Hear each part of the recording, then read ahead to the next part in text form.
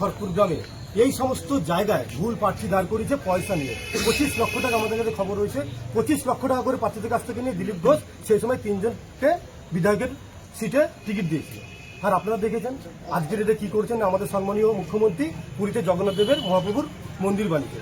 সেই মহাপ্রভুর মন্দিরে অতিথি হিসাবে আজকে দিলীপ ঘোষ গেছে। দিলীপ ঘোষ শুধু আজকের ডেটে নয়, তৃণমূলের সাথে 2021 থেকে স্বতঃস্ফূর্তভাবে পরোক্ষভাবে দিলীপ ঘোষ পুরো তৃণমূলের সঙ্গে সেটআপে রয়েছে, জড়িত রয়েছে। দিলীপ ঘোষ আজকের ডেটে ওইখানে যে উনি প্রমাণ করে দিয়েছেন যে উনি তৃণমূলের দালাল।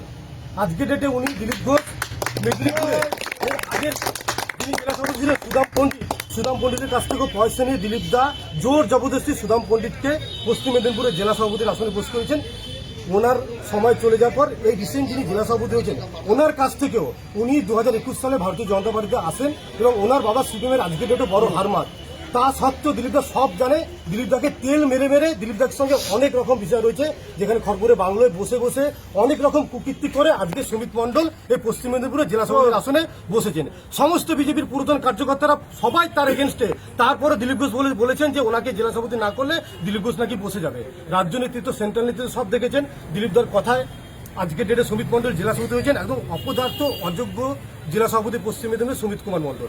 তারপর আপনারা দেখেছেন আজকে জগন্নাথ মন্দির যেই প্রোগ্রামে আজকে দিলীপ ঘোষ গেছে, রাজ্য সভাপতি সম্মানীয় সুকান্ত মজুমদারের মানা সত্ত্বেও আজকে দিলীপ দাস সেখানে উপস্থিত হয়েছে। যেটা ভারতীয় জনতা পার্টি, বিশেষ করে পশ্চিম মেদিনীপুরের আমরা সাধারণ কার্যকর্তা আমরা কোনোদিনও মেনে নেইনি আর মেনে নেব না। আজকের এটা প্রমাণ হয়ে গেছে যে দিলীপ ঘোষ তৃণমূলের সব থেকে বড় দালাল এবং আমাদের আজকে দিলীপ ঘোষের জন্য আমরা 3টে সিট খড়পুর গ্রামীণ, মেদিনীপুর, গড়বেতা, শালবনী এই 3টে সিট জেতা সিট ছিল। ভালো ভালো প্রার্থীকে বাদ দিয়ে দিলীপ ঘোষ নিজের স্বেচ্ছায় টিকিট দিয়ে পয়সা লুটেছে। দিলীপ ঘোষের সঙ্গে মমতা বন্দ্যোপাধ্যায়ের অনেক দিনের সেটআপ রয়েছে। পুরো পশ্চিম মেদিনীপুর এবং পশ্চিমবঙ্গটাকে উনি পুরো তৃণমূলের হাতে ছেড়ে দিতে চাইছিল, সেটা বুঝতে পেরেছিল আমাদের অমিত শাহজি। এই কারণে সর্বভারতীয় সভাপতি পদ থেকে ওনাকে সরিয়ে দিয়েছেন। আজকের দিলীপ ঘোষের কোনো পদ নেই। আমি সর্বভারতীয় সভাপতি অমিত শাহ এবং জেপি নাড্ডাজির কাছে, আমাদের সর্বভারতীয় সভাপতি জেপি নাড্ডাজির কাছে আমি করজোড়ে নিবেদন করবো দিলীপ ঘোষের কাছ থেকে ইমিডিয়েট সিকিউরিটি সরানোর জন্য এবং বিজেপির যেন কোনো দায়িত্ব দিলীপ ঘোষ না পায়। কারণ দিলীপ ঘোষ যদি দায়িত্ব পায় আগামী দিনে আমাদের সাধারণ কর্মীরা মারা যাবে। আমাদের অবস্থা খুব খারাপ হতে চলেছে।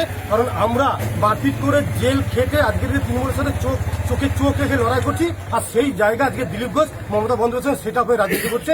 আমরা অনেকদিন থেকে বুঝতে পারছিলাম, যেটা রাজ্য নেতৃত্ব সম্ভবত সেন্ট্রাল নেতৃত্ব বুঝতে পারার জন্য দিলীপ ঘোষের ডানা ছেটেছে। কিন্তু আজকে পশ্চিমবাংলার জনগণের কাছে একদম পরিষ্কার হয়ে গেছে যে দিলীপ ঘোষ তৃণমূলের সব থেকে বড় দালাল এবং গাদ্দার। দিলীপ ঘোষ যদি আগামী দিনে ভারতীয় জনতা পার্টিতে থাকে বহু কার্যকর্তা বসে যাবে। কিন্তু পশ্চিম মেদিনীপুর যারা পুরাতন বিজেপি কার্যকর্তা, দিলীপ ঘোষকে আজকে আমরা জুতো মালা পরিয়েছি, দিলীপ ঘোষ গাদ্দার হিসেবে আমরা স্লোগানও তুলেছি। দিলীপ ঘোষকে আমরা আর মানবো না, ঠিক আছে না একদম।